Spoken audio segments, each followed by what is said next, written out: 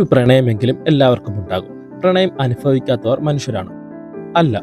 ഒരാൾക്ക് ലോകം ഏറ്റവും മനോഹരമായി അനുഭവപ്പെടുന്നത് താൻ പ്രണയിക്കപ്പെടുന്നു എന്ന തോന്നൽ ഉണ്ടാകുമ്പോഴാണ്. നമ്മുടെ നായകനായ തകതോഷി സ്കൂളിലേക്ക് പോകും വഴി ട്രെയിനിൽ വെച്ച് എമി എന്ന പെൺകുട്ടിയെ കാണുകയും കണ്ട മാത്രയിൽ തന്നെ അവനിൽ പ്രണയം പൂവിടുകയും ചെയ്യുന്നു. വെച്ചു താമസിപ്പിക്കാതെ ട്രെയിനിൽ നിന്ന് ഇറങ്ങിയ ഉടനെ തന്നെ അവൻ എമിയോട് തന്റെ ഇഷ്ടം തുറന്നു പറയുകയും അവർ നാളെ കാണാമെന്ന് പറഞ്ഞു പിരിയുകയും ചെയ്യുന്നു.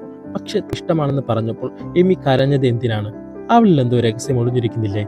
ഇതാണ് 2017 ഇറങ്ങിയ ഹൃദയസ്പർശിയായ Japanese cinema my tomorrow your yesterday.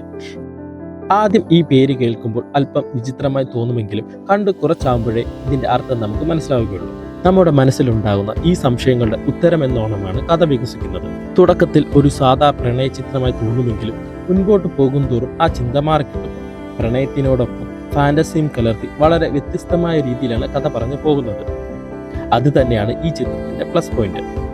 ഒരു തരി പോലും ലാഗ് തോന്നാതെ നിറഞ്ഞ മനസ്സോടെ ഫീലോടെ കണ്ടു തീർക്കാൻ കഴിയും എന്നതാണ് ഈ ചിത്രത്തിന്റെ ഏറ്റവും വലിയ പ്രത്യേകത.